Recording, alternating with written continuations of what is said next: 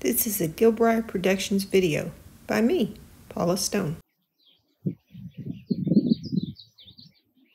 Okay, by the way, I didn't mention my essential tools. My essential tools are my holster, which is a Husky holster from Home Depot, because it holds, and this I've been using for like 30 years, and it's a heavy one. Don't buy the little cheesy lightweight ones. Home Depot has it, Amazon has it. It needs this blade and this. I couldn't garden without it. Scissors come in real handy, they fit. And then of course this I use all the time, and then pruners. So when I'm outside, I got this on, and I got everything I need. So anyway, over here, I used to come over here. This was the house was sitting on a caliche embankment. Nothing in there but this pink caliche. So I would come over, I started working over there, carving out beds. But here it was like, oh, I've got this huge embankment. What do I do? So I just started collecting flowers by the roadsides, and I'd come out here and I'd just fling the seeds. Fling, fling, fling, fling. So most everything here has come up from seed, including the liatris, including the ironweed, which it goes a little crazy. I did plant the red yuccas. The reason being, I looked over this one year and everything was the same height, and I said, I need height. I didn't want to put a tree because a tree would shade it, and I need sun. So I planted the yuccas to get some height. So it's working pretty well. And then these are from seeds I flung, and they're one of my favorite plants. And I think we looked at it earlier, but here's a beautiful specimen of mountain pink. Look at that. That is so gorgeous. It's like you could pull it up and have a bouquet. Here's another one. And they're just spotted through here. They are the cutest little things. They need good drainage like Blackfoot daisy. So this caliche, and this is what everything is growing in. I mean, look at this ground. That's caliche and all these rocks. That's what everything's growing in. So it's got to be able to tolerate that. And there's a lot of plants that won't. So, so here's the ironweed start getting ready to go, and it is going to be gorgeous. And see, from up here looking down on it, it is going to be so pretty. It's already pretty, but and that's why, even though it's pesky and spreads a lot, it's worth it. So I decided, that I won't get rid of it. I'll just keep fighting it where it comes up where I don't want it. The other thing over here that goes nuts is Zexmania. And yes, it's wonderful. Here, this gold, look everywhere. All of this is Zexmania. And these are all spent.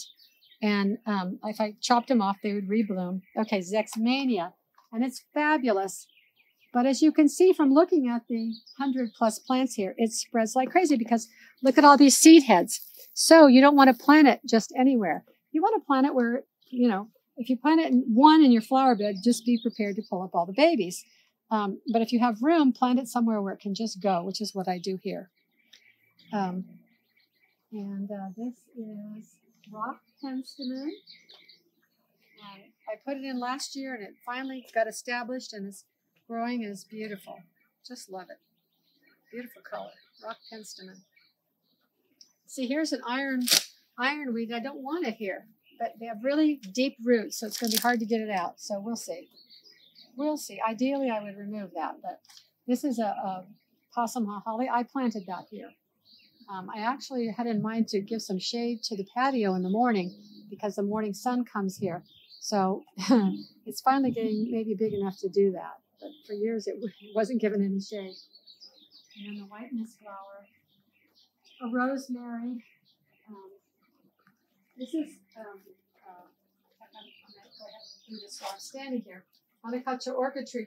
I planted this because I wanted some shade on this patio. And I couldn't put a tree too close to the house. So I said, well, let me try an Monoculture orchid. It does give a little bit of shade, which is something. But I do have to keep it pruned up because it likes to grow these long arms, and then you can't get by. This is a good reason to prune. Remember I said I don't prune unless there's a reason? Okay, here's the reason. So it doesn't hit me in the face when I walk by. All right, so it gives a little bit of shade. I keep hoping that it'll get thicker and thicker and give more shade. So we'll see if it looks that way or not. Okay. This is a little annual called partridge pea. They come up here every year because they came up here 10 years ago. And it's the reason I grew it. It's got little yellow flowers. It's a larval for the little yellow, the sulfur butterflies that come in the fall. So this is a larval for them. So I just, I grow larvals for the butterflies. Partridge pig. Another whiteless flower. And ironweed down there. Don't really want it down there. Can't see it. That's a big project to get rid of it, but I would love to have ironweed all gone because it just is spreading down, down, down. So be careful. Be careful what you plant. And here's another Anacacho orchid. And it's, it's a small enough tree that it can be in this location and just be kept groomed. And fall aster. And then this is another purple leather flower.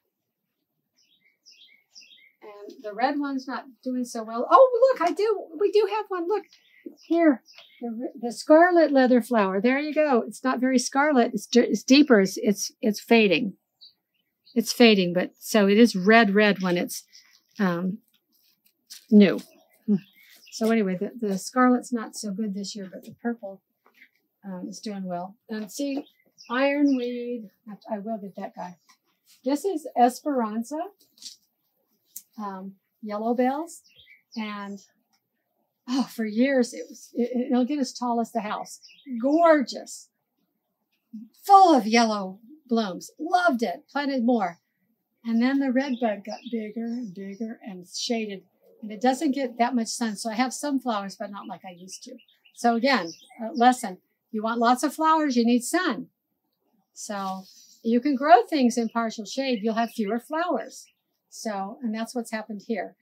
And I prune the redbud every year to keep it off of the pergola, but it's still far less sun than it used to get. And so, oh, look here. Actually, I'm starting to have some flowers. My first flowers of the year right there. Here's a possum haw that came up from the berries, the birds. So I need to dig that out because I don't need a possum haw right here. And that Texas redbud sprouted from seeds from this guy. That one right there. That's another one. It's a baby from this one. I just left it. And here is, I didn't even know that beauty berries got this tall. But I mean, if you see down how far down that is, it's like a tree. I thought they were shrubs. I had no idea they'd get this big. I don't think the literature even says they get this tall, which is what, about 8 to 10 feet. The literature doesn't say that they do. One of the reasons I think this one is doing exceptionally well is because I planted it in a pocket down there, in a pocket in the rocks, so that those roots can go into the soil and they're kept moist and cool all the time, which this plant really likes. And I think that's why it's performing so beautifully, because of that. So where you have pockets in rocks, boy, things really go to town.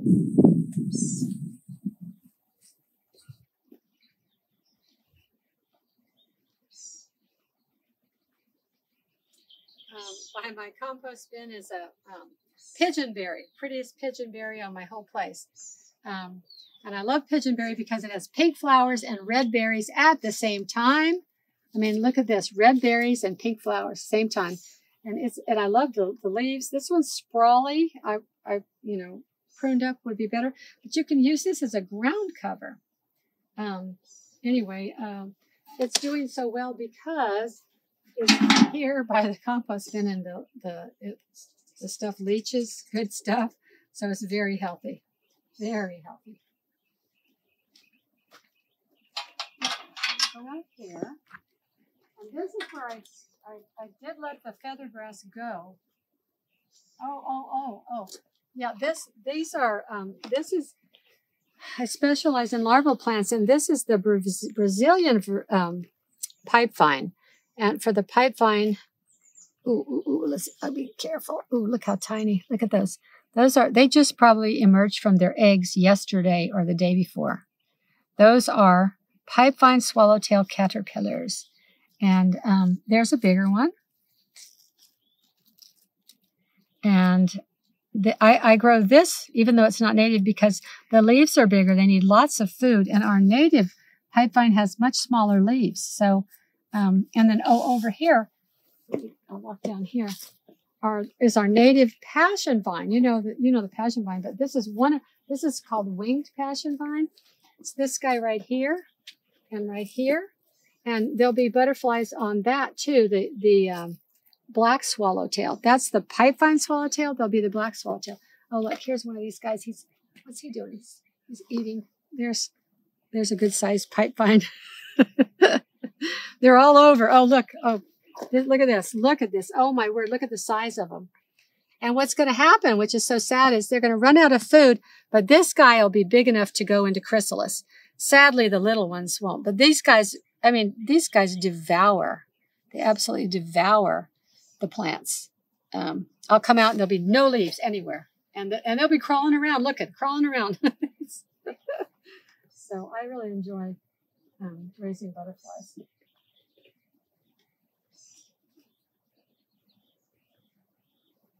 This, since we're there, this is our native pipevine, and you can see how much smaller the leaves are. So it's not going to feed near as many butterflies. See, these, small leaves. This is so, and they grow slower. So, but I have these. I've collected the seeds when they go to seed, and I've got them growing all over the property, so that but I have these, close to the sidewalk so I can see them. Yeah, that's Corey's pipevine. But I do have the pipevine and the passion vine all over the property, so that the females can find their plants and lay their eggs.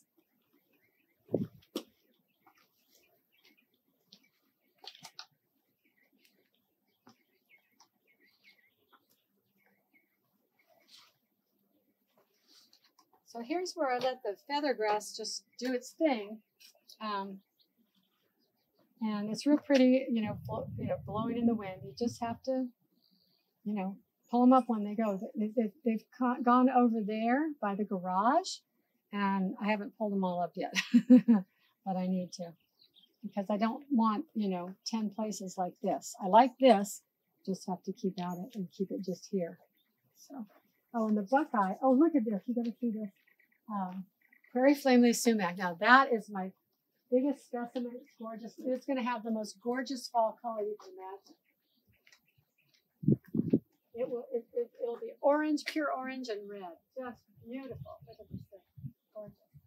And underneath it is growing more of the white milkweed, or Texas milkweed. See, I told you it was the ornamental one. Look how pretty it is. You can see it from a distance. The white just jumps out. And another tip on the cedar sage is, when cedar sage is done, it's an early spring bloomer, and this is July, okay? So it's an early spring bloomer, so this is not going to do anything. It's not going to bloom. It's not going to get better looking. It's actually going to get worse looking. So what you need to do with cedar sage is you need to cut these stalks off, and so that the plant looks a little better. It gets very scruffy looking. And you cut it off, and then it'll grow its rosette, and it'll just be better looking. It's very scraggly this time of year. If you don't, this is cleanup for cedar sage, and it'll grow back. But these tall seed heads need to be removed, and it's a very it grows very easily, as you can see. So put it where you want lots more. And I'm going to do that. It's really nice under the trees. In fact, what I'm going to do is just go put it out here. And let it come off the trees. Okay? That easy. And this is a Mexican buckeye. I have others. In fact, I'll show you one. I had to prune this up because it's so close to the house. I thought when it was little that I was planting it far enough away. I wasn't. It should have been about here. And then it could do its thing. But over here is a buckeye. It should have leaves to the ground. It's not a tree so much as it is a shrub-like tree. or a tree-like shrub, whichever. Anyway, so it's not as pretty, but it's covered in pink flowers in the spring, and I just love it. So it's a really neat shrub. If you come along here, you'll see the other one.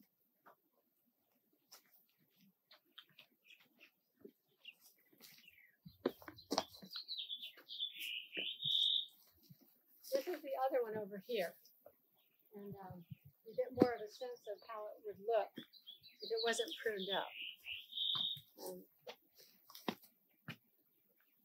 It's, you know, bushy all the way down. Oh, and while we're here, this is Nolina. I said Nolina for the Sotal, but this is Nolina, and it was here when we bought the property in '98, and it's still here.